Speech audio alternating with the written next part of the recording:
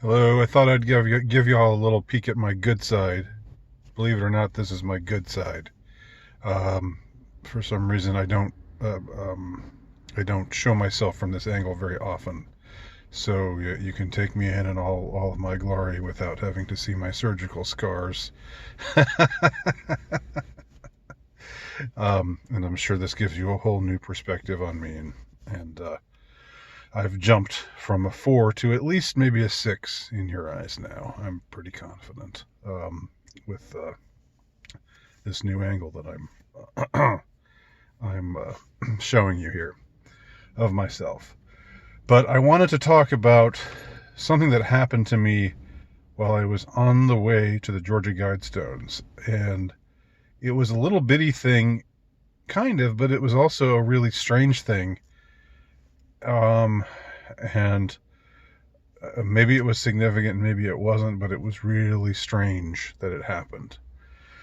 The more I think about it, the stranger it appears to me, particularly given the fact that I was on my way to the Georgia Guidestones and what the Georgia Guidestones are all about, and you know the connections that the Georgia Guidestones perhaps have to secret societies, um, and whatnot. Uh, so so and by the way, if you want to see my Georgia Guidestones video, it's a couple notches down in my on my channel, or a couple videos down. The title of it is "Tourists Gawk at Monument, uh, Advocating Their Extermination." It was a really strange and surreal thing, seeing people taking their pictures next to this monument that's saying, "Reduce humanity to 500 million people."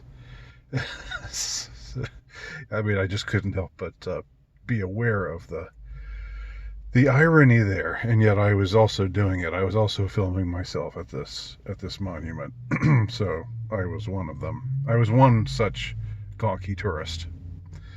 So the drive out from Atlanta, I was staying in Atlanta for the weekend with family, and the drive out from Atlanta it's a lengthy drive. It's a rather tedious drive.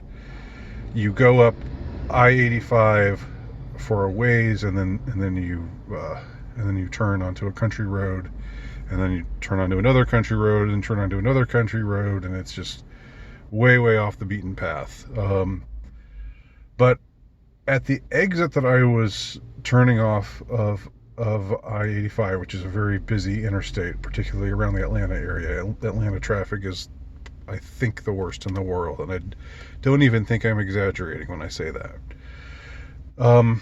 As I was turning off of the exit, there was this huge long line in the exit lane.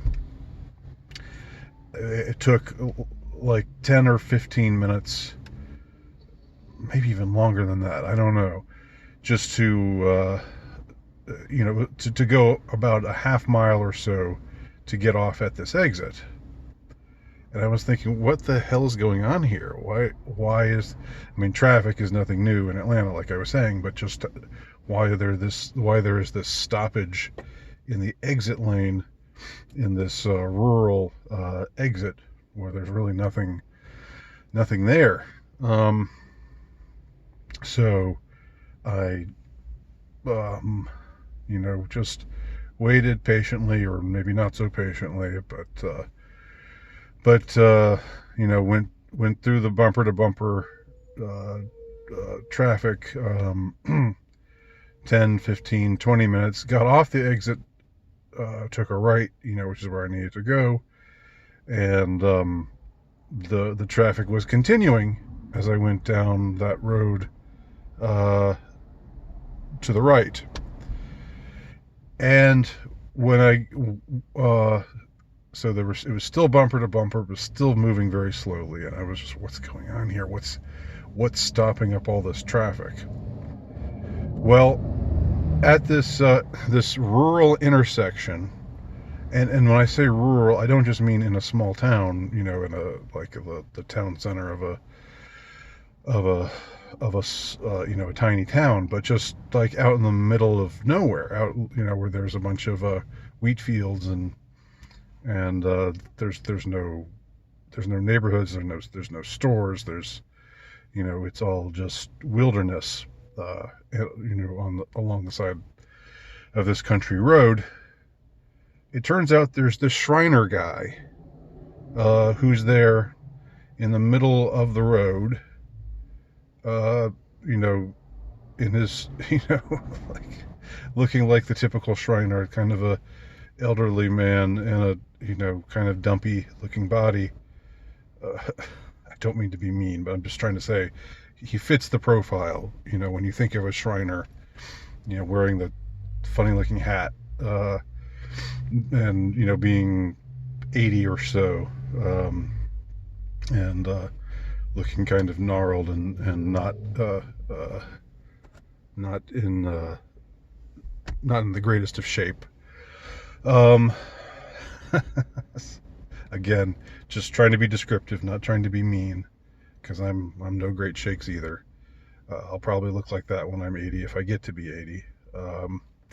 So except I won't be wearing the hat. I won't be a Shriner, that's for damn sure.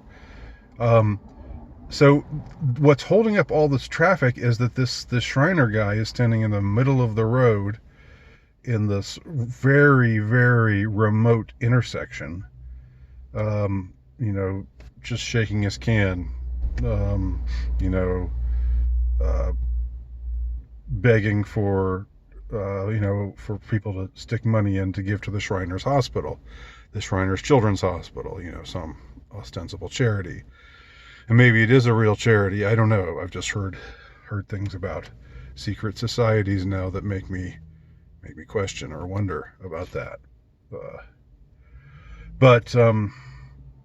So that's what was holding up traffic this whole way, was this one Shriner guy standing out in the middle of nowhere. It was holding up traffic on the interstate at the exit that you take to get to the Georgia Guidestones. And it's still a little ways away from the Georgia Guidestone. I mean, you still had a ways to drive after that. But I just had never seen, I've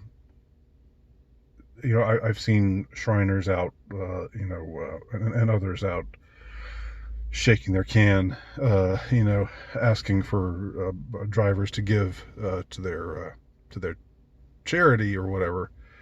I've seen that on city streets or at major intersections or whatnot. But this guy in the middle of the road, in this road in the middle of nowhere, which just happens to be the exit, right off of the exit that you take to get to the Georgia Guidestones. And so at the time I didn't really think much of it, and now it just strikes me as more and more strange and peculiar, and I wanted to share it with y'all. And is there some relationship between this Shriner, this member of this secret society, shaking his tin can and stopping up traffic on the way to on the path out to the Georgia Guidestones, which was constructed under very strange and unusual circumstances, shrouded in secrecy, and which advocates the extermination, or at least the whittling down, of 95% of the human population, and otherwise advocates eugenics and other very Freemasonic sounding notions and ideas. What was the Shriner guy doing there on this rural road? Again, maybe it was nothing, but I just wanted to share it anyway. And if y'all have any ideas, tell me what you think. So I hope you enjoyed seeing my good side, and maybe if y'all are really good to me, maybe I'll show it to you again sometime soon. All right, see you later. My name's Andy Nowicki. Check out my work at altrightnovelist.com.